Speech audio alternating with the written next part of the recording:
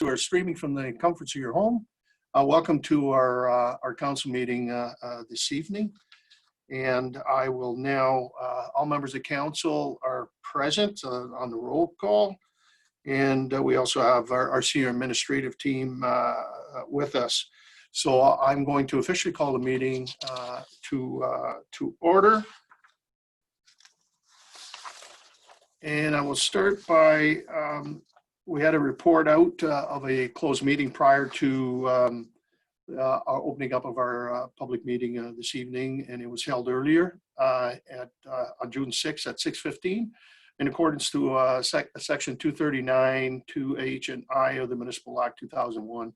And that permits a meeting or part of a meeting to be closed to the public when the matter is considered.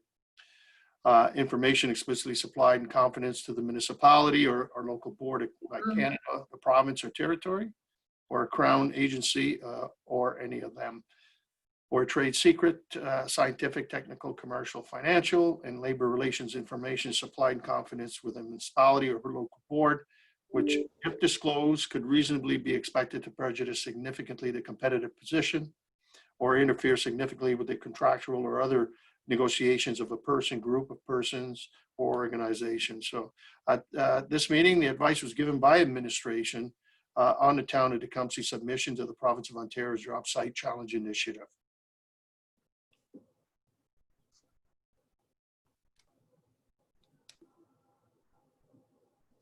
So we have waived the moment of silence in our national anthem for this evening, and we'll go right to disclosure of pecuniary interest. Is there any member of council that has a pecuniary interest on an item that will be presented in the agenda this evening? All right, none indicated, so we'll let that certainly reflecting in our minutes of our next meeting. Members of council, we have the minutes of the May 26, 2020 regular meeting of council. As we're duplicated and delivered to the members. And so I'm looking for a mover and a seconded. Deputy Mayor Bichetti, Councillor Houston. On those minutes, any errors or omission as presented to you this evening? Having heard none, all in favor? Opposed, if any? Those minutes are carried. Thank you very much. So we do have a supplementary agenda addition, and this item is added to the regular meeting agenda.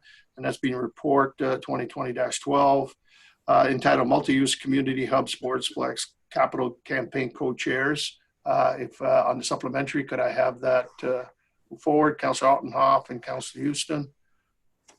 All in favor? Opposed, if any, that is carried. We do have two delegations this evening. And the first one I'm going to ask Paul Anthony, our Director of Parks and Recreation, to please bring this our delegation forward. And there is a report, members of council, as well. And if we could bring that report forward as well to deal with it at the time of the delegation.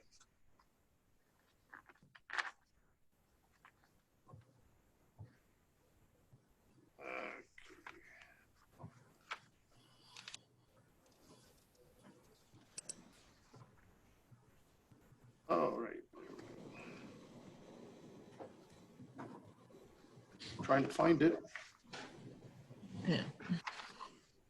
Mr. Mayor, I think with respect, Councillor Houston was moving the bringing forward the report. Okay. Thank you. And it's moved by Councillor Houston and supported Councillor Tonio. All in favor? Opposed? That's carried. All right. Mr. Anthony. Yes, and I'd like to welcome Mark and Jane back to the live video.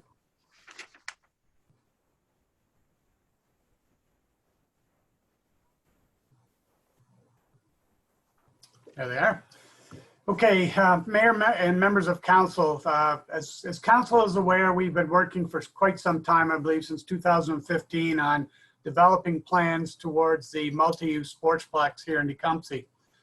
Last fall, we were busy putting in an application to the ICIP program, which we are still awaiting announcements from the upper levels of government as to the selected communities that were successful in their application. As from day one, the town of Tecumseh, through its leadership of the mayor and council, have been ahead of the game, ensuring that we were ready for any announcements at any time. That began with the initial hiring of an architect to do the concept drawings and get the budget pricing. So we were prepared for the grant application when it came forth. When the grant application came forth, we were prepared to submit a fully complete application touching all the bases. And we're now waiting for that announcement. So to continue in the process of what we were doing, council had earlier this year appointed the mayor, deputy mayor, and Councillor Tonio to head up a team to start to build the fundraising program. And the first step on that fundraising program was certainly to bring on chairs or co-chairs to lead that fundraising program and really be the face of our goal to raise $4 million towards the town share. Complete application. It certainly gives me pleasure this evening to introduce Mark and Jane Reno, who really don't need any introduction in the community or probably to council. They're well-known, great advocates of the town of Tecumseh, been longtime residents, and you see them everywhere, events, activities, and certainly very supportive of all of the processes that go on at the Tecumseh Arena, that's for sure. So I'll introduce Mark and Jane to say a few words, and then I'll open it back to the mayor and council for their comments. But certainly, we're proud to have you, Mark and Jane, as the leaders of our campaign chair, and we're really looking forward to working with yourself, Julie Bartolotti, who will be your lead individual to help guide you through, and as well administration and council. So Mark and Jane, the floor is yours. Thank you, Paul. Thanks for those kind words. That's very nice.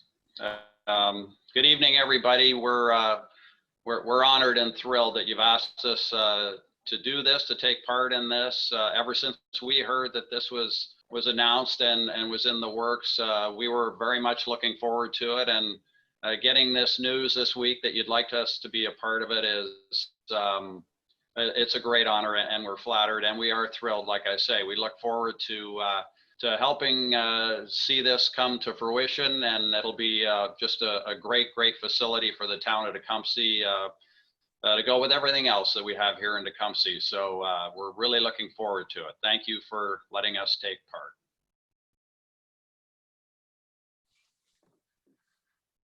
All right, Mark and Jane, we're very excited in having both of you as co-chairs of a very important campaign. I know that both of you spent countless hours from the beginning and going way back with your three kids growing up, whether it's hockey or skating, and so you spent a lot of hours in our arena, and yourself, Mark, as a coach in a minor program. And every year, we put on, obviously, the Mickey Reno Cup.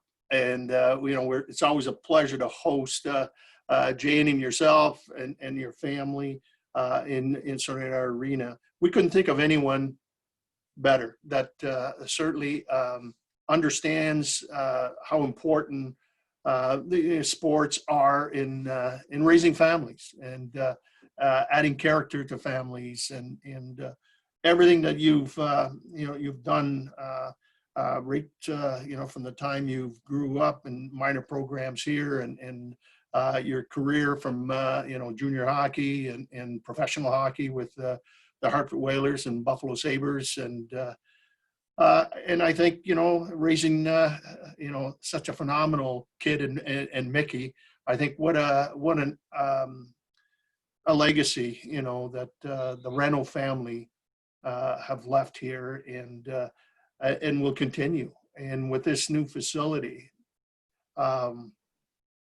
it is very exciting to have, and I think that's the critical piece that you need. You want to have folks that are there heading this campaign that have enthusiasm and most importantly, the love of community.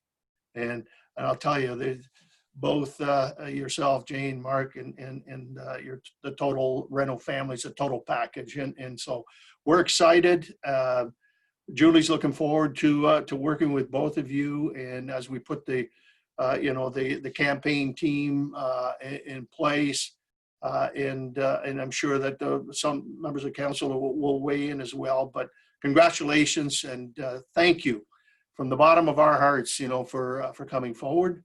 And I'm looking forward to the day that we're all lined up across this big red ribbon and cutting it for not only our community but for the region. It means a lot to every citizen in our community, and this is a sportsplex, I think, that is a real addition to our community and most importantly to the region, and what it means by creating jobs, by creating opportunities for youth, for mature adults, for seniors, everybody that wants to be involved in such a multi-use sportsplex, from Indigenous population to many others. We're looking forward to the day when we cut that ribbon.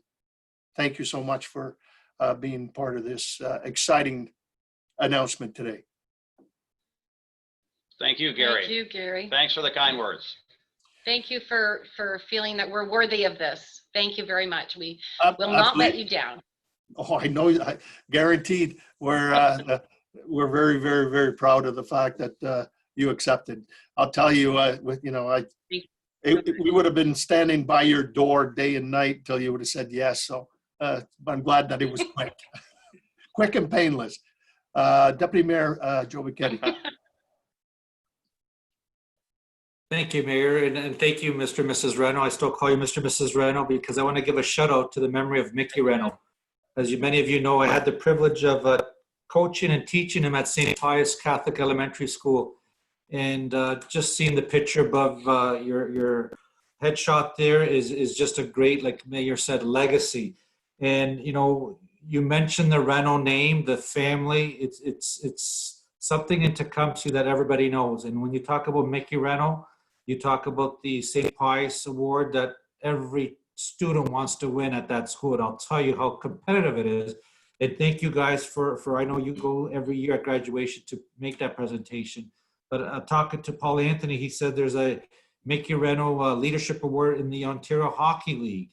And so the widespread of Mickey's, how he's touched everybody is just awesome. And it started at the roots here in Tecumseh with your family at the arena. And when Mayor McNamara suggested the names, it was unanimous. It was like, you're right in our backyard. And this is going to be a great fit. And I really look forward to producing results. And I'll tell you, if there's anyone that can do results, the Reno family will. And again, kudos to all, and stay strong. We're gonna get this built. Councilor Tonio. Thank you, Mr. Mayor.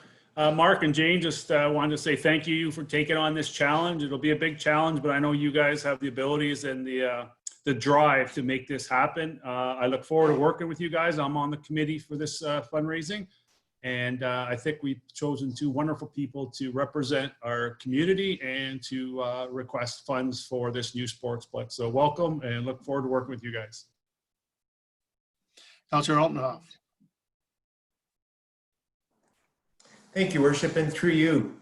I think we all know no great achievement comes without challenges and headaches and frustrations. But I think with both Jane and Mark, you'll be able to mitigate a lot of those challenges that we'll be facing. And in advance, thank you for taking on this role, very an important role.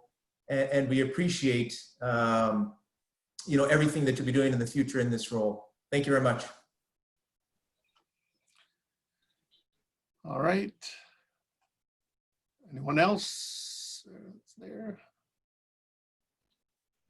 Well, Mark and Jane, do you know at St. Pius who was the very first recipient of the Mickey Reno Leadership Award? You remember? I know you do, Joe. It was my grandson. And to this day, that plaque is it's near and dear to him. He's now 22, a graduate of university, and he was the very first recipient. So that's very, Nice, very nice. near and dear. So that was wonderful. Excellent. That's wonderful. Well, okay, Mark, it's time for us to roll up our sleeves and we'll get this show on the road very shortly. So thank you once again. Okay, thank you. Thank you. Thank so you all much. so much. Thanks for the kind words. We look forward to this. Thank you. And again, thank you. It was very nice, very nice. We'll see you soon. We're honored. Thank you. All right, thanks. Have a good evening. You too. Excuse me, Mr. Mayor, do we have a mover for the report recommendation? It was, yeah, you're right. I just moved the report to bring it up. Moved by Councillor Tonio, supported by Councillor Altenhoff. All in favor? Opposed, if any, and that's carried unanimous. So thank you, Paul, and as well to Julie as well, and Rick and Joe for the contributions. And I think we've made a wonderful selection for to lead this campaign. All right, our next, we'll go back in order. We do have another delegation. We have Katie Stamler, our water quality scientist, source water protection project manager, the Essex Region Conservation Authority. So I'm gonna ask, there we go. Katie, Hello. what was yours? Awesome. Thank you, Your Worship, through you. I'm not sure how to follow that. That was an amazing love fest and super exciting news, and source water really dulls in comparison. Well, we need clean water to have good ice. That's right. That's right. So Brad asked me to provide a presentation on the last source water annual report that should have been circulated to you. So I've got a presentation that I sent around that I believe Sean is going to pull up. Awesome. Cool. So I'm just going to speak a moment to this title slide. This is on Peely Island, and this is a really cool success story on Peely Island where they made really amazing upgrades to their water treatment plant, so they're able to provide more potable water throughout the island. So that's where that title slide comes from. You can move on to the next one.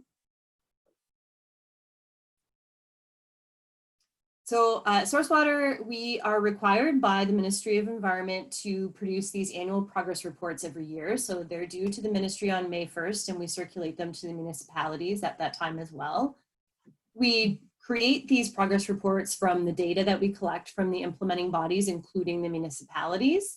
And the reports cover all of the time since implementation of October 1st, 2015, and they highlight the activities of the previous year. So in this case, 2019. And we are mandated to use a particular template. So it's not necessarily how we would do it, but it's how they're done across the province. So it's consistent. And this is our third annual report.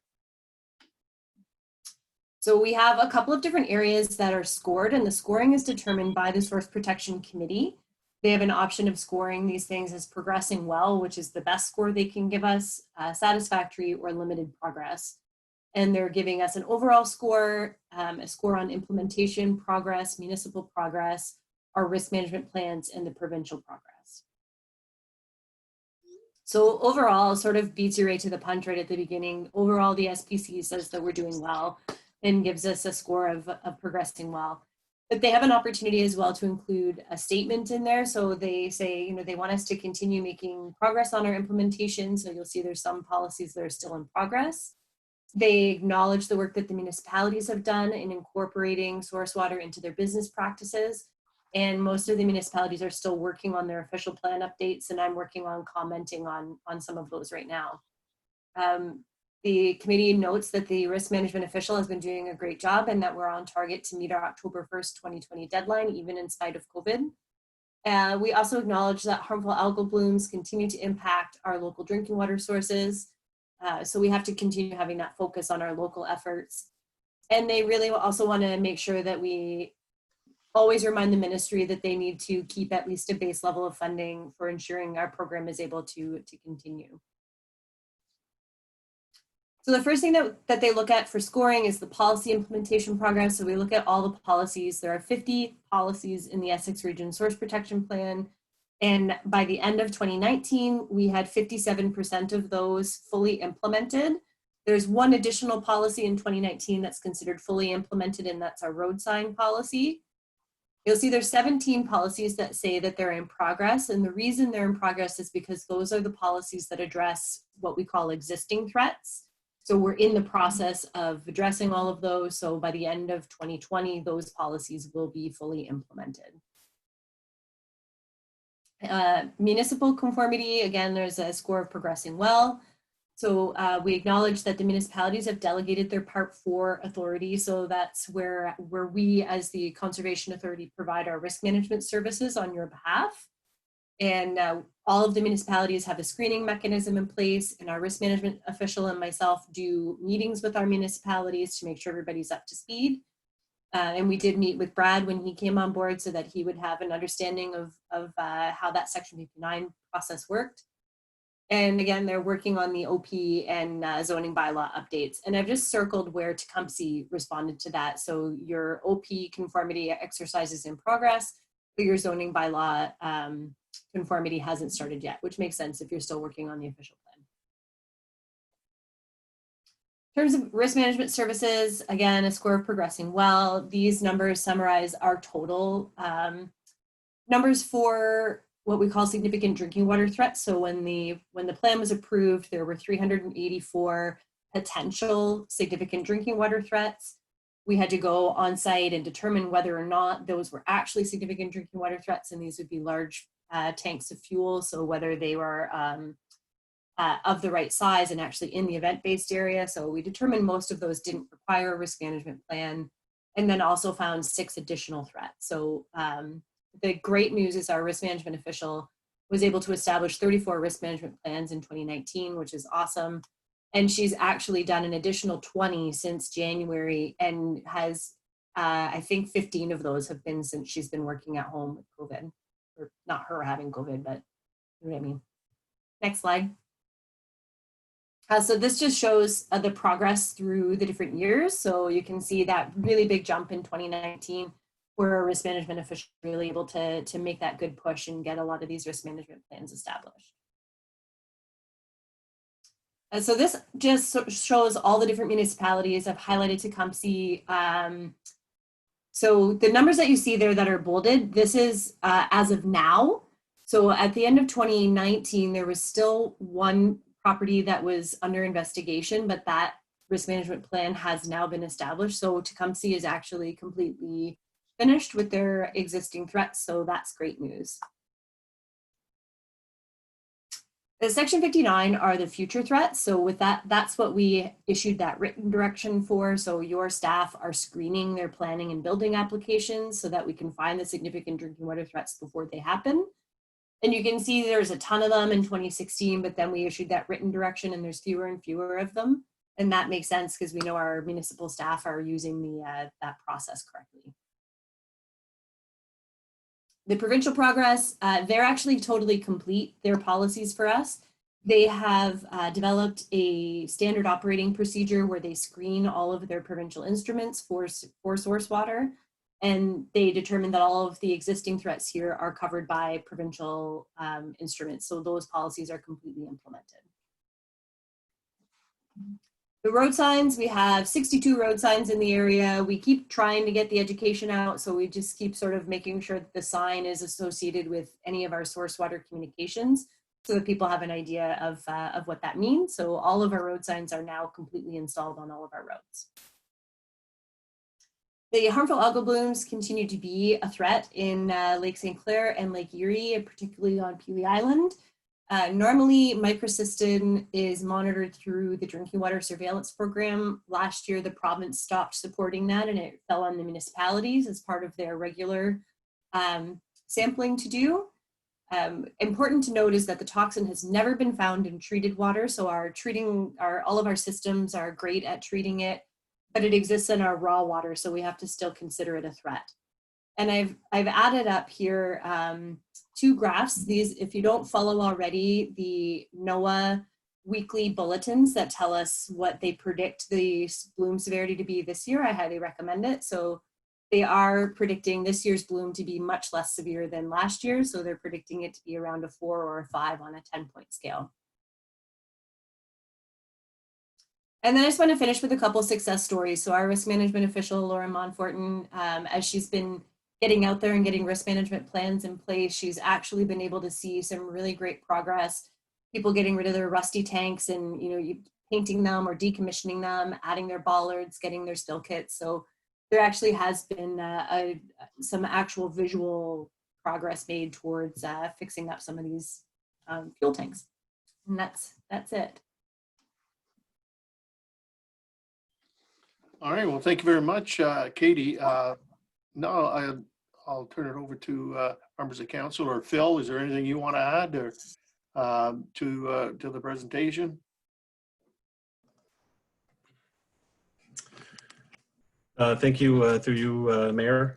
The only thing I would add is Katie did a great job, and I've had the pleasure of meeting her, I guess, late in 2019, and very thankful for all the work that she does and Urca does for us on our behalf.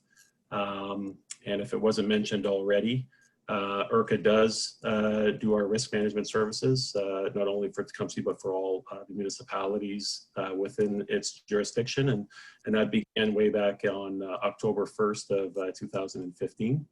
And very pleased with the services that they're providing. So thank you. Okay, thanks, Phil. And any other questions or comments from members of council? Then we do have the report itself. If I could have a motion to accept the report as presented. Councilor Tonio, Councilor Jobin. If there are no further questions, all in favor? Opposed, if any? The report is carried. And I want to take this certainly this opportunity to thank you, Katie, for the presentation, and again for the great partnership that we do have with the town of Tecumseh and the Essex Conservation Authority. And so carry on, and we'll see you next year at the upgrade or the 2020 report. Good. Thanks for having me. You're very welcome.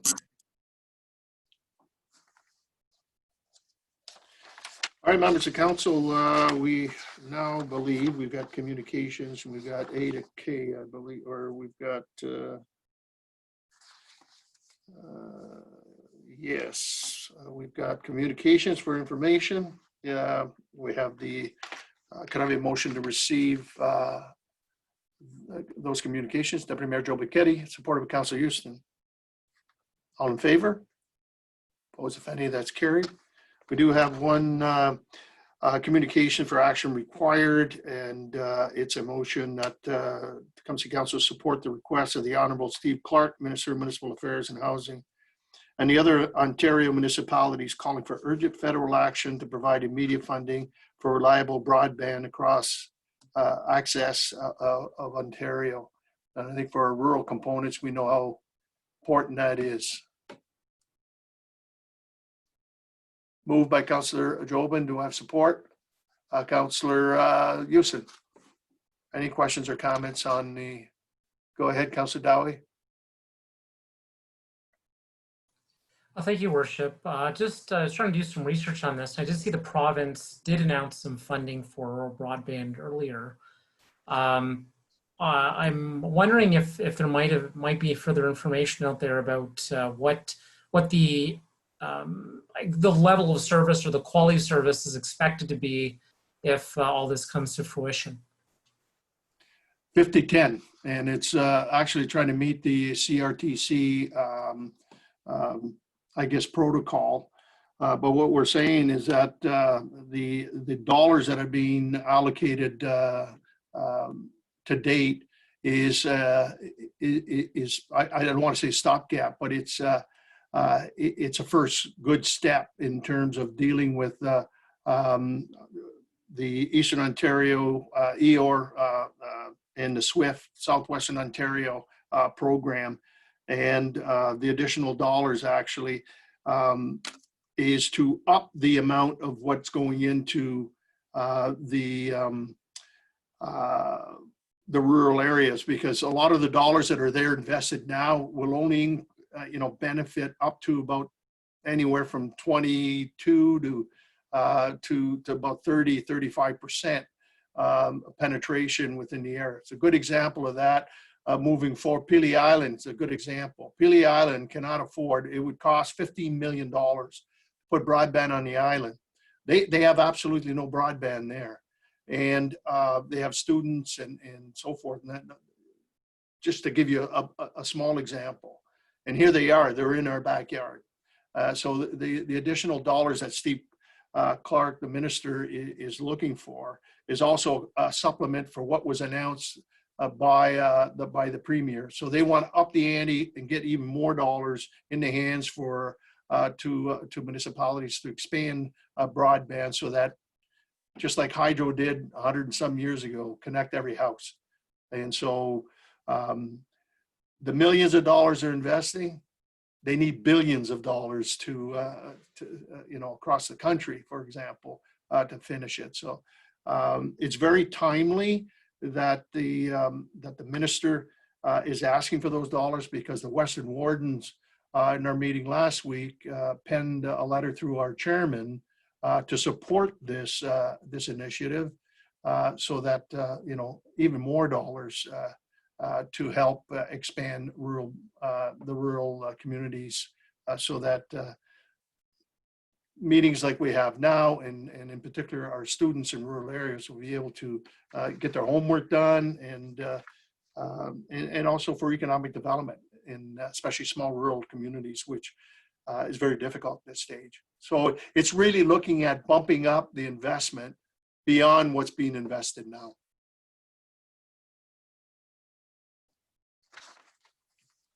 Councilor Jobin. Just a comment, I would say monthly I will get calls, especially during these times of COVID, when in our rural areas we don't have a good broadband high-speed service.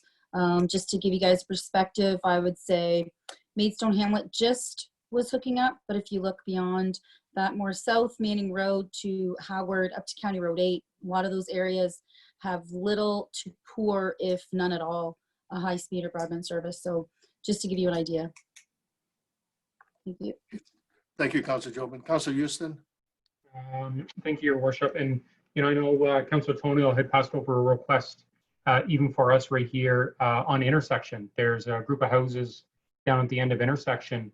They're looking for better access to internet. And I called over to MNSI just to inquire to see if there's any plans to extend that, out to, I think there's 5 or 6 ends in that area. And unfortunately, with everything going on, they couldn't provide any more details of when that expansion may happen. But, for certain, when the area does build up, better access will be there. But I mean, that's just a good example, right here on our back doorstep, right? And, they're looking for better access and don't have it. Okay, thank you. Any further comments? Then on the motion, all in favor? Opposed, if any, the motion carries. Thank you. We'll move on to committee minutes. We have the Police Services Board minutes of May the 14th. Could I have a motion that the minutes of the Police Services Board, as were duplicated and delivered to all of the members, be adopted? Deputy Mayor Becchetti, Councilor Tonio, any questions or comments on the report? Councilor Dowie and Councilor Otenhoff. Thank you, Worship. I'm wondering if I could refer this back to the Police Services Board. There's a passage contained therein that I think might benefit from a bit of clarity. That's with respect to the ability of the police to seize vehicles. Because the way I read it was that really I read that to mean that they couldn't tow vehicles, but in fact they can under the Highway Traffic Act. Will do. I can see the CAO taking notes. or I don't know if you want to make a comment on that, but I do believe we can deal with that request, Councillor Dowie, this week. We have or on the 14th, I believe, we have a meeting. Yeah, this, through the mayor on the 11th, this Thursday, you're quite correct. Yeah. So we'll do that. I'll call it questions. No further questions. I'll go ahead, Councillor Allenhoff. Thank you, Worship, and through you, thank you to Councillor Dowie there for bringing that point up. And also, in reading these meeting minutes, I really appreciate the suggestion brought forth by Chair Hales with regards to a presentation to council, just to help us all get a better understanding of what's going on. It was identified that a lot of these, the dissatisfaction, degradation on the numbers was noted in the Ward 2 areas. So I think it would be prudent to bring forth some form of a delegation to kind of justify this and how we'll correct as we move forward. Thank you. Okay, go ahead, Ms. Evans. Through the mayor to council, yes, that was a motion of the board that the inspector would come to make a presentation to council. And I believe that is at least tentatively scheduled for the July 28th meeting. So that will be when you have the opportunity to hear the inspector. And from here till then, any further questions too? I would say that'd be a great opportunity. Bring a lot of questions and certainly concerns at that particular time.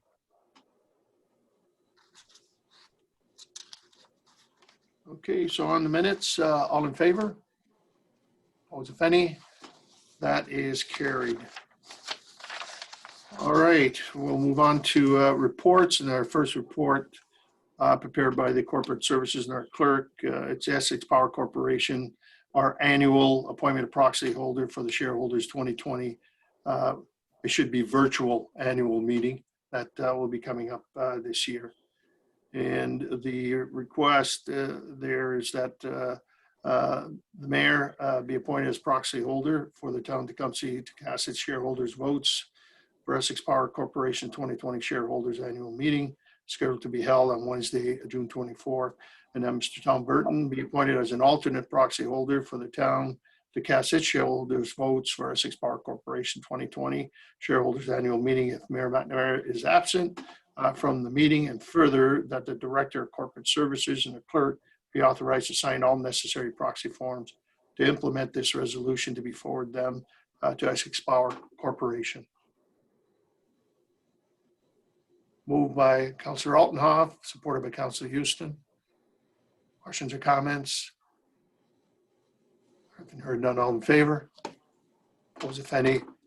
That is carried. Next, we'll move on to financial services.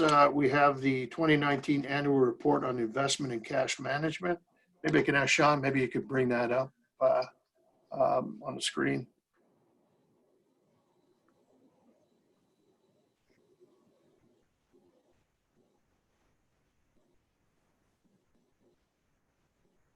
And Mr. Kitzels.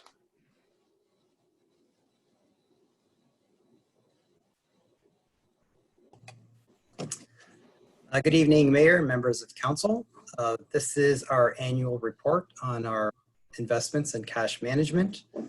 Some of the highlights of the report are first and foremost that the investments that the town does make are in compliance with municipal legislation and with our corporate policy. There's a couple of items, I guess, that I would highlight. One is that our investment performance by term has done very well against comparators. And that's that's noted. Our short-term returns have been around 3% for our cash. We will roll that.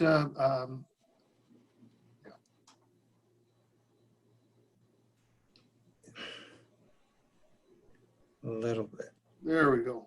Yep, right around there. Our medium-term investments consist mainly of some of our internal loans for drained receivables and through our power financing agreement, and that has done well. additionally. And then our long-term investments, which in this chart or in this table include our equity holdings in Essex Power. So those have a combined rate of return of 4.4%. What you don't see is that it shows one fund, shows at 0%, and that's because we haven't realized those gains. But in a table lower in this report, you'll see that our annualized rate of return since we've joined the one fund is around 14% per year. So that's done quite well. So overall, our investments have done well. The other thing that is notable is that our short-term investments are large. We do have, our policy does allow us to have a little bit higher holdings in long-term or medium-term.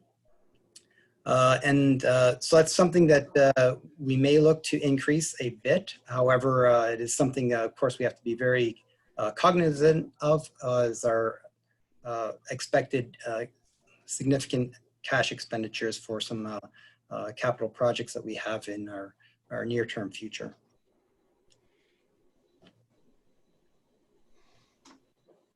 So if there's any questions. Yeah, unless members of council.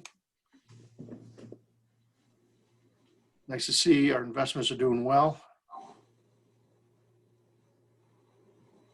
Then if there's no questions, then could I have a motion to receive the report presented by our treasurer, Councillor Altenhoff, Councillor Tonio. No further questions. I'll call all in favor. Opposed, if any. That's carried. Thank you, Mr. Kitsos.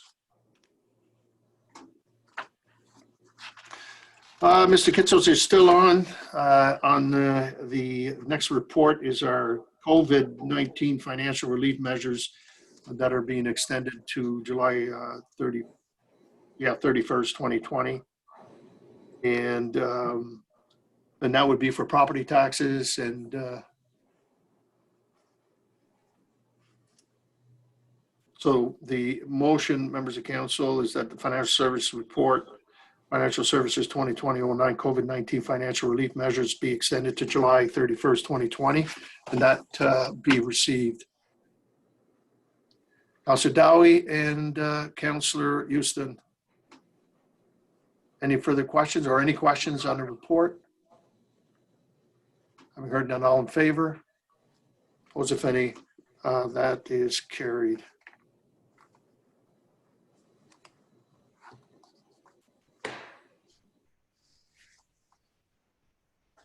Our next report is Parks and Recreation. It's a cancellation of summer events. As you know, there's a motion and requirement. Maybe I can ask Mr. Anthony to bring that report forward and kind of explain what's happening, and then I'll certainly get a motion to deal with the report. Thank you once again, Mayor McNamara and members of council. Certainly, these type of reports don't bring any pleasure during these times because I know the community does like to rally around a lot of our events that we put on in the past. And certainly our department, through the leadership of Carrie Rice, the manager, and Brett Palmer, her assistant, really take pride in these events and what we do for the community. Unfortunately, this year, due to the COVID-19 pandemic, it's been very difficult to offer any type of a festival event, which we already know the Corn Festival's been canceled, that are going to attract a gathering over 5 people. Yes, yesterday the provincial government did raise that limit to 10, but the events that we have put on have been well attended. Yes, Lakewood Park, we probably could look to try to space the individuals out so they could keep the distance. The only unfortunate part about that is we don't know what's coming forward. We're still in phase 1, where some of the other areas are in phase 2. So our restrictions are a little tighter. As well, offering something to the community that we would try to control. If we're the only game in town and all the other municipalities around us have canceled these type of events, we would risk a large number of people coming into the community. So certainly the prudent thing to do is at this point in time to cancel the events, as they would gather groups larger than 5, We have limited staff to be able to control and resources.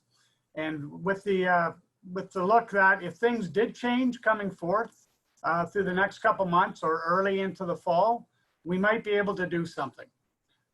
If you look at, first of all, the summer concert series, again, we looked at it. We looked at certainly numbers of safety, what we can do. You know, you have 1 or 2 entertainers and all of a sudden you got 3 people, we're at our group.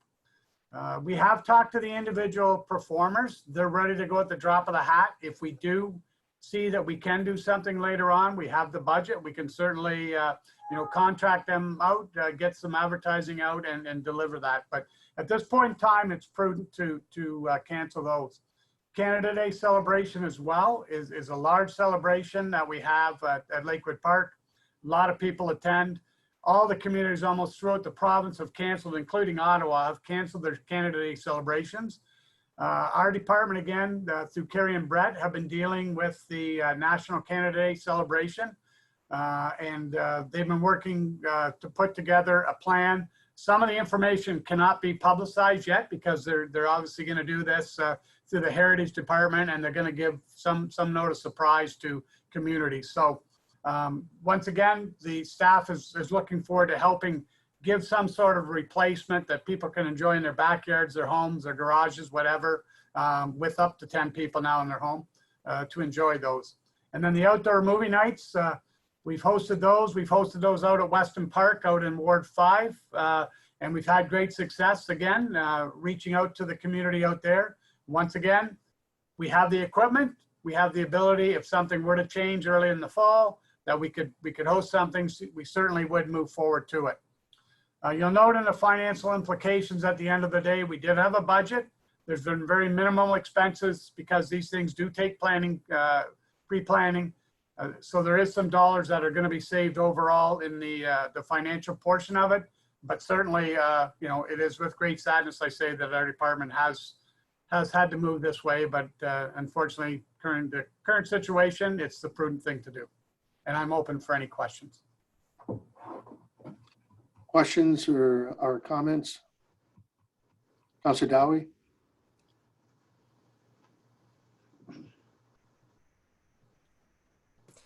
Thank you, Worship. Thank you, Paul, for for the explanation. And I know the provincial regulations certainly weigh heavily on our decision making. And I know over the last couple of days, especially, I've received a number of resident calls. Some of them have been fairly angry, and that's you know, due to no fault of anybody here, but having to do with mixed messaging from our governments on what is a safe activity and what isn't. And also, I guess that usually branches into the concept of risk avoidance versus risk management. And so I guess I just was hoping to find out, elaborate on the point you made, that there is opportunity, even if, you know, maybe if there is a change in the provincial regulation to allow or to get back to some kind of flexibility, even if the health situation doesn't change, that there's still, you know, there's still an opportunity to do something, given that, you know, we may be living with this forever. I don't want to be pessimistic, but ultimately we won't cancel forever. I mean, we're just going to have to accept the risk and move on. Or so I get just kind of getting back to my question, is that what could you elaborate a bit on what's in the realm of possibility for events, kind of like events that could be delivered in the event that you know, the province does loosen some of its impositions on what we have to follow. So through the mayor to Councillor Dowie, we certainly we've had conversations. Events such as the Optimus Club certainly expressed to me that if something broken in the fall, they could put on their Taste of Tecumseh, even if it was a one-day event, they could do that. Our staff are working hard again. We have a couple interns on right now. We'll have a couple more later in the summer. They kind of are rotating from one finish to another. They're working hard on virtual opportunities for residents. I know it's not the same. But again, under the restrictions, we have to kind of live by the guidelines we're presented to right now. We're trying to do the best that we can. They've been working hard to deliver those opportunities to our residents. Going back to the events, yes, if things were to change and we have the opportunities and there are some restrictions lifted that we could do something, we can certainly pull together some summer concert series down at Lakewood Park, some small events that we could do. Again, having to follow the guidelines of the numbers that we're restricted by.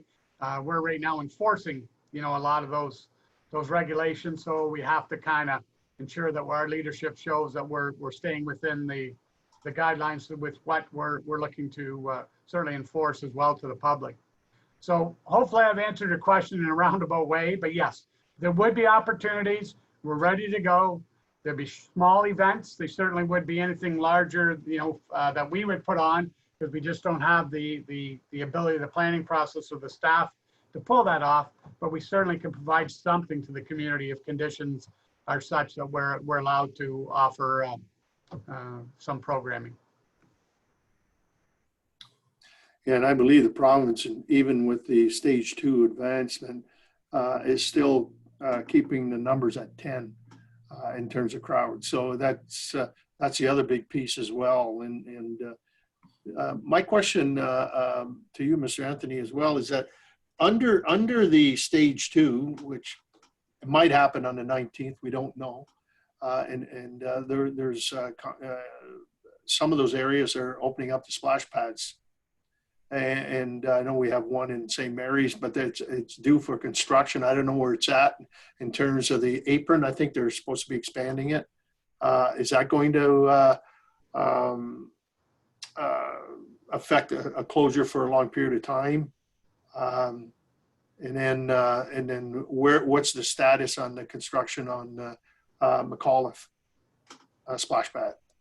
So if I may, again, through the mayor, I'll address first St. Mary's. St. Mary's has just got a little bit of work to do on some cracks, and maybe we're going to repaint the Irish symbol in the middle to make it look absolutely more greener. So that facility is actually up and ready to go at any time that the restrictions are lifted. So let me just circle back quickly to the restrictions, and if we were to move to phase 2.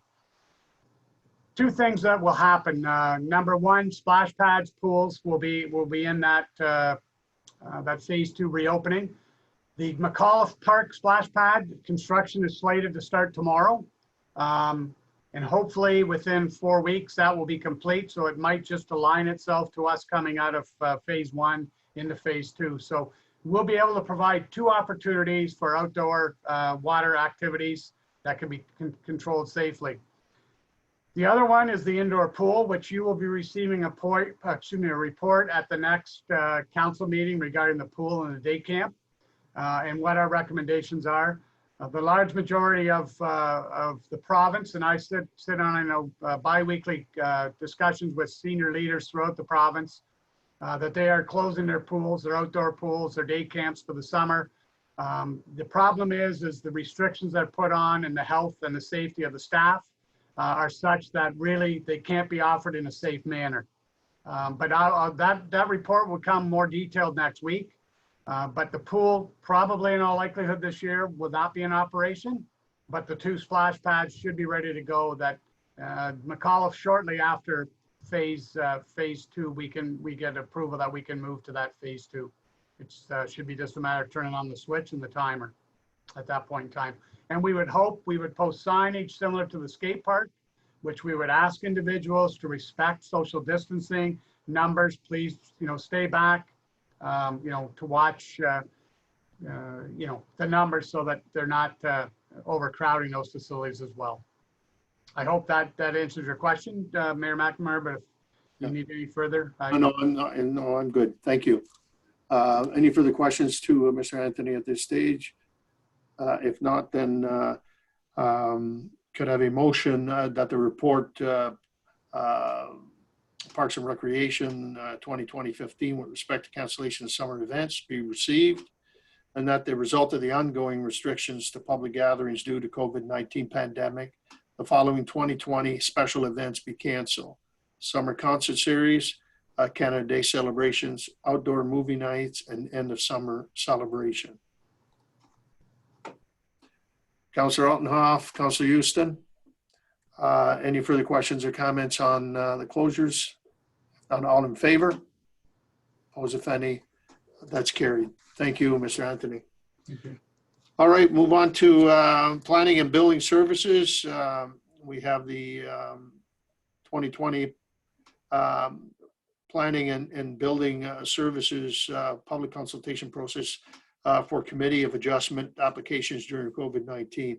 I'm glad to hear that, because that was that would have been my question tonight, is when, because I'm getting inquiries from people that are wanting to, they're looking at minor variances and they're being held up. So good to know. So Mr. Hillman, please bring your report forward. Thank you, Mr. Mayor, through you. Yeah, I just would like to acknowledge before I start, this report was really pulled together by Chad Jeffrey, the manager of planning, in my absence, along with some help from IT, Sean Firth, and the clerk, Laura Moy. As council is aware, since the COVID-19 emergency orders that have come out from the province, there have been a number of steps taken by the province that have affected the municipality. In the planning world, it really deals with the fact that council under the Planning Act, when there are not decisions made within certain timelines, applicants have rights to appeal their matters and their applications to the LPAT, the former Ontario Municipal Board. So quickly during the initial stages of the emergency order, there was legislation passed that made it clear that those appeal rights were taken away. But then shortly thereafter, after a couple of months of being in that condition, the province then issued some legislation that made it clear, firstly, planning applications are a priority, but that municipalities can have the option of either proceeding with applications or not proceeding with them. It left it up to the municipalities. As council is aware, Tecumseh has been continuing to process development applications and planning applications. The town has reacted to the provincial municipal emergency order by passing the necessary bylaws that were enabled by legislation at the province to conduct meetings such as the one we're having this evening, and it extended that to committees as well. So what is being brought forward this evening is a reaction to the fact that, as the mayor said at the beginning, there are applications that do require some approval from a planning process or a public process.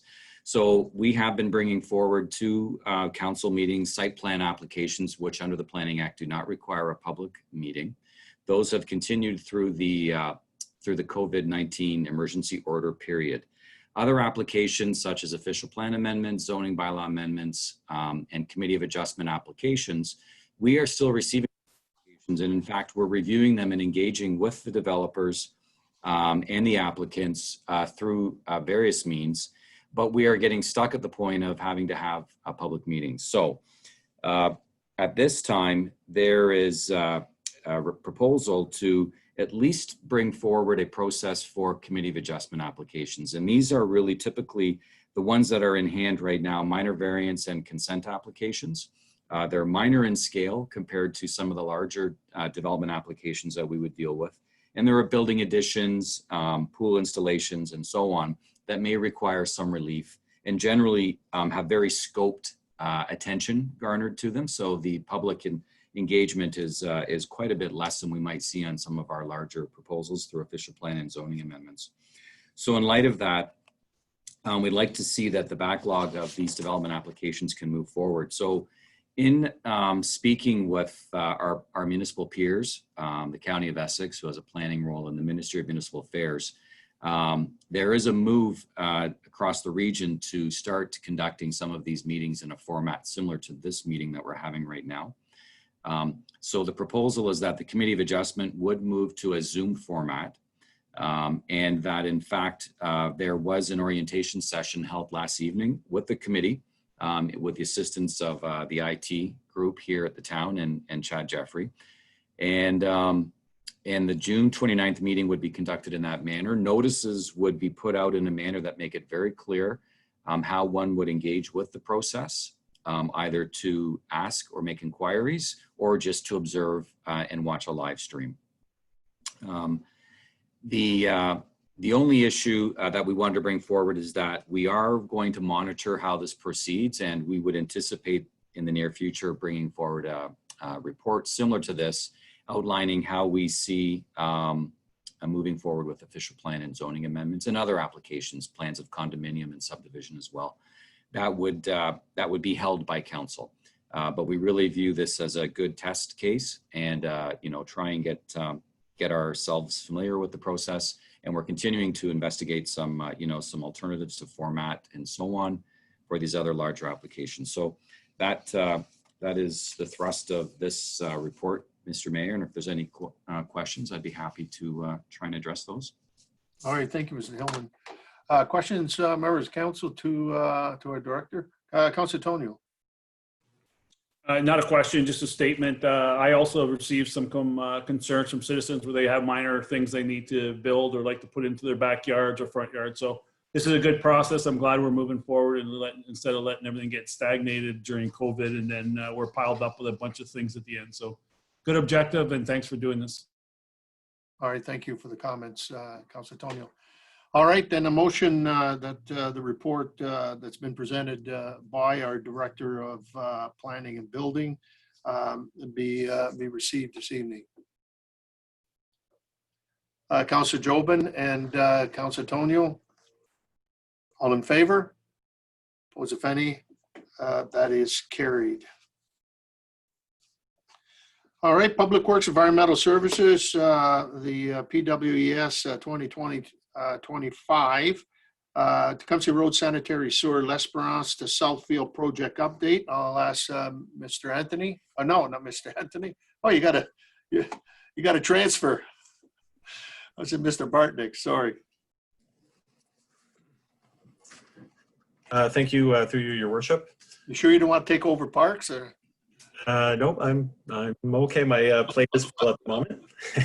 So, thank you very much. So the purpose of this report is to provide council an update on the construction schedule for the Tecumseh Road Sanitary Sewer. As you guys may remember, the tender was awarded to Demore Construction on March 24th, 2020. There was a delay in the construction start time due to COVID. However, with the recent amendments to OREG 8220 on May 1st, municipalities are now permitted to resume infrastructure projects that add capacity to systems. So construction is anticipated to commence by mid-July. So prior to construction, the town plans to mail notices to all adjacent properties within the corridor. In lieu of holding a traditional public open house, we are going to post a presentation and a video on the town's website. And we're also going to advertise a project on the town's social media accounts and place advanced notification boards along Tecumseh Road prior to construction commencing. There will be lane closures required for the duration of the project, with essentially 2 lanes being maintained. And there will be short time periods where a full closure of Tecumseh Road will be required, but advanced notification will be provided and alternative detour routes will be established prior to. So, thank you. All right, thank you, Mr. Bartnick. Any questions to our Director of Public Works? Then a motion is required to the Tecumseh Road Sanitary Sewer L'Esperance to Southfield Project Update be received. Councilor Dowie and Councilor Altenhoff. All in favor? Opposed, if any? That is carried.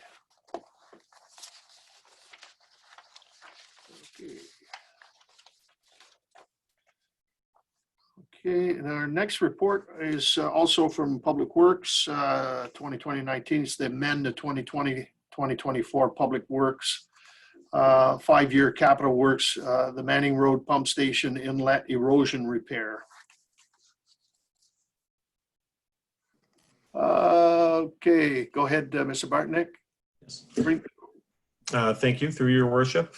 So the purpose of this report is to obtain approval and funding to undertake repairs to erosion that has taken place in the fish pond inlet located at the Manning Road Storm Pumping Station. And I believe Sean is bringing up a location map of where that's situated. So the embankment that's highlighted there has slumped in and exposed some electrical conduits, and that it is feared that if it's left unchecked, it would erosion would continue, which may undermine the decorative fence and the walkway itself. We've estimated a budgetary cost of $100,000, but it does contain a large contingency for unforeseen issues. And as we proceed through our investigations, we'll look at all options for the best cost-effective solution moving forward. So you're looking at putting what, shot rock in that area, or potentially some shock rock. You know, we may even look at an option of you know, extending the gabion baskets as well. But unfortunately, right now we are unable to undertake the repairs because of the prohibited in-water works during the fish spawning season. So that time period will end July 15th. So the hope was that to get a plan in place and approvals in place so work can commence after July 15th. okay, thank you. Further questions, members of council?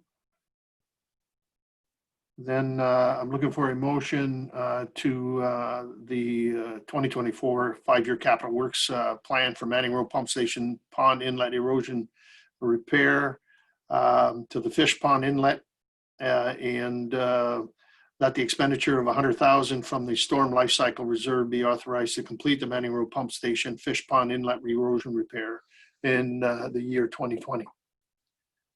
Moved by Deputy Mayor Bichetti and Councillor Altenhoff, support. And if there's no further questions, all in favor? Opposed, if any? That motion carries. No, there's no bylaws this evening, so we'll give the clerk a partial day, night off. No. Unfinished business, members of council? None. New business. Is there any new business that members of council want to bring forward? Councillor Tonio, Councillor Altenhoff, and Councillor Dower. Thank you, Mr. Mayor, through you. Just to mention the June 27th miracle that's happening. They're going to be raising a lot of canned goods and non-perishable things, collecting from all our homes. I'm going to be one of the team captains on this initiative, and I just want to remind our residents to donate their perishables, and if they want to volunteer, to go to www.june27thmiracle.com if they're looking at volunteering and collecting canned goods and things like that on that day. Thank you. Just to add to that, I wanted to bring that forward as well, is that to Mr. Anthony, if there's an opportunity for the Tecumseh group in that, you know, they're expected to pick up, if it's anything like Chatham-Kent, what they've done, they picked up just under 700,000 pounds of food, the arena, for us to be able to drop off. It's got a good parking lot there and so forth. I did speak with a gentleman that was kind of organizing the region, and that'd be a good opportunity for us, because what they want to do basically too is a lot of the foods are collected within a certain part of the region. They want it to go back to, like, for example, here, St. Vincent de Paul and Tecumseh Goodfellows and to help feed our local banks and so forth. So if at some point, maybe Councillor Tonio, your contact person, and now maybe to contact Mr. Anthony. I will do that. Councillor Altenhoff. Thank you, Worship. And through you, 3 items I'd like to bring to the attention based upon kind of some observations and some input I received from our residents. First off, near the vicinity of St. Andre's School, so the new soccer field to the east of it, as well as, well, I guess I shouldn't say new St. Andre's School. It's been there now for a while, excuse me. But the soccer field to the east of it, as well as the development lands to the south of it, the grass on both of those properties is quite high. I think well over a foot now. I know I spoke with Mr. Anthony and Mr. Bartnick about it just briefly, but if we could just attend to that, that would be appreciated, because those grass heights are significant. Additionally, through kind of the Ward 2 area, I know some residents have kind of contacted me, and I've observed it myself. It seems that there's some lines being pulled on the bell poles, as well as I think some indication from workers to the residents that there'll be some underground drilling. From what I've heard, it seems to be fiber optic cable that Bell may be pulling. I don't really know. So I guess I'd like some clarification from our administration. And additionally, I know when MNSI went by, a number of months ago, they did provide a one-sheet kind of information pamphlet to our residents, which gave them some details onto what's going on, as well as, if there's any concerns, call this number. So if we could reach out to Bell and have something similar, if this is actually the case of some lines being pulled, which certainly appears to be, I think our residents would greatly appreciate that. And finally, on the third thing, I've received an email from a resident on Riverside Drive, again, kind of consistent with what we were talking about earlier on the noise and the speeding. I'll be forwarding that email to council and to the CAO. Perhaps it can make its way to the Police Services Board. But again, I think if you look at that message, as I've been articulating, and I know some other members of council have been, the theme of enforcement is there. And I really hope that when the Police Services Board, Mr. Miller, Constable or Sergeant Miller, when he attends the meeting in July, I think our residents really want to hear that point on enforcement and how it's perhaps evolved over the years, good or bad, and how we'll be looking toward it in the future. I think that's quite important, because this is an overwhelming theme I'm hearing from the residents all the time when I discuss them about traffic issues. So I appreciate that. Thank you very much. Thank you, Councillor Ellenhoff. I can attest to that. It's not just St. Clair Beach, it's happening throughout the community. Councillor Dowie. Thank you, Your Worship. The last couple of days, I've received some feedback from a given neighborhood, and I don't think it's something that can be regulated municipally. I'm not really sure where to turn to. So there's a resident of the area who's delivering anonymous letters expressing their annoyances with the various activities of people who live nearby. They're not identifying themselves, and it's happening constantly. Police have apparently been called and have responded to a lot of these erroneous complaints, or have not found or found any merit to them, but the police continue to respond, indicating that they've received complaints. So I know that the question's been asked of me to what can we do to just live life in peace and not be just always constantly scrutinized and criticized by anonymous persons leaving notes behind. And I'm not sure if this is a matter that the police can deal with in terms of maybe, I'm really not sure what direction to send these residents in because there's no municipal regulation of sorts, and the police already know about it because they're responding to the calls that come in, and they continue to respond to those resident complaints and find nothing and then move on.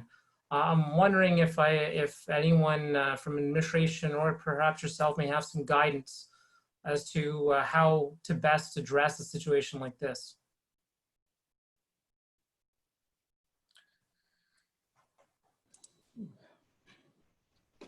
Okay, Who wants to deal with this one? Margaret? I'll try through the mayor to council. This is a very peculiar situation, Councillor Dowie. I haven't heard of this one before. Typically in administration, we prefer to have the identity of the complainant before we can provide a response and act on it.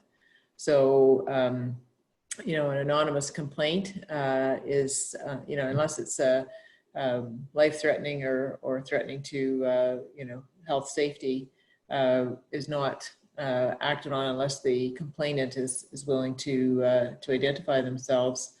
And perhaps that might be, you know, a similar approach taken by the residents, that unless there is some substance to the author of the complaint, that you know, they make that known through whatever channels they have available to them, that they would prefer to have, you know, conversation with the person who has the issue, or that the person identify themselves to them.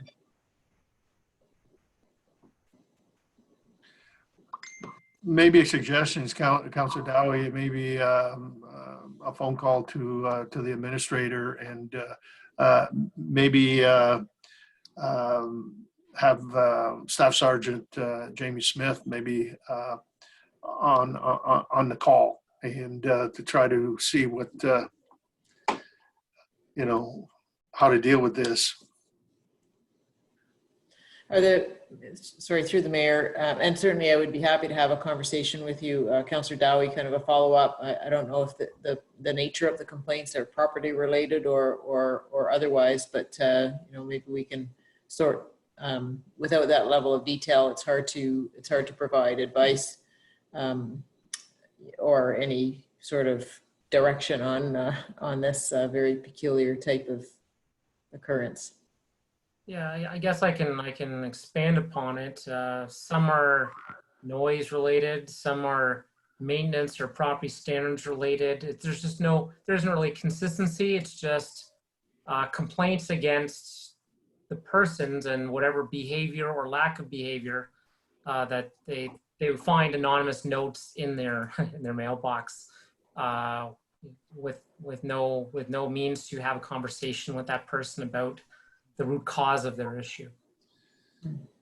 Yeah, we got the pandemic is creating some very peculiar events throughout the community. There's no doubt.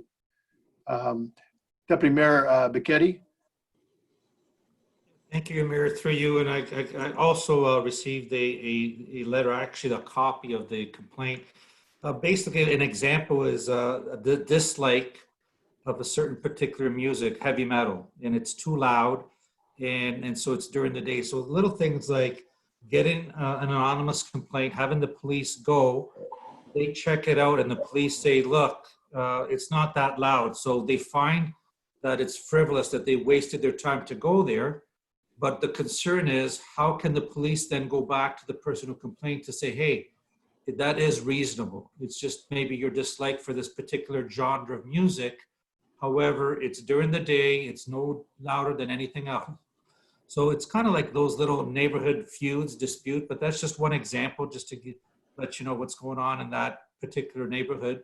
But it's important to know, maybe at the police board, to ask the question, if you get an anonymous complaint and it's frivolous, how can you let that individual know who complained, to let them know, no, that's either allowed or it is not breaking any of the bylaws.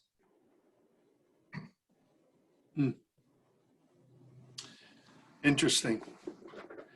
Okay, anything further? The only thing to the clerk, maybe at some point, maybe tomorrow, somebody, I got actually an email, and it's on alley closings, and one in particular off McNorton. And so if I'll get the pertinent information, and I said that I would bring it up to the attention of the clerk's office and that. And the only thing that I relayed back to them, that there's a process to follow. It's not just like, you know, going to your adjacent neighbor or across from you and say, oh, I'll split it and so forth. And I know Councillor Dowie knows very well how alley works. how that works, but certainly I said there's a protocol and a procedure, and it's not just between two parties. It's between whoever is part of that alley. And the other issue to worry about is easements with utility companies and so forth, that some of them have to have access, because some of the primaries utility are actually running through those alleyways. So there's a lot to think about, but good to connect you with the resident, and and if they want to put a formal request, then you can guide them on what the whole procedure is. Thank you, Your Worship. I will do that, and it will be in accordance with the alley closing policy that Council recently adopted. Correct. We'll help walk them through that. Okay, perfect. Any further new business you want to bring forward at this stage? Sure, if I may. Yes, Councilor Jobin. Sure, just a response or a suggestion to Andrew. You could put your own letter in the mailbox stating how they could put forth a professional complaint, and or you could even install one of those doorbell cameras. They're readily accessible on Amazon at a very inexpensive cost to you or your neighbors, and those have been quite handy for other people who've been having packages stolen from their property and that kind of thing. So I believe if you have something to complain about, make a legitimate complaint and make sure your complaint is legitimate and that you're not so perfect yourself. Have a nice evening. Thank you. And that's a great message for everyone. Thank you for that. And so if there's no further new business or at this stage here, then confirmatory bylaw, being a bylaw to confirm the proceedings of our June 9th, 2020 regular meeting of Council of the Corporation of the Town of Tecumseh. Moved by Councillor Tonio, supported Councillor Houston. All in favor? Opposed? That's carried. Any notices of motion at this stage? None identified. Our next meeting will be Tuesday, June 23rd, 2020, 7 p.m. regular council meeting. So if there's no further business, then adjournment's in order. Councillor Jobin and Deputy Mayor Bichetti, all in favor? Opposed, if any, that is carried. Have a nice evening. Bye-bye.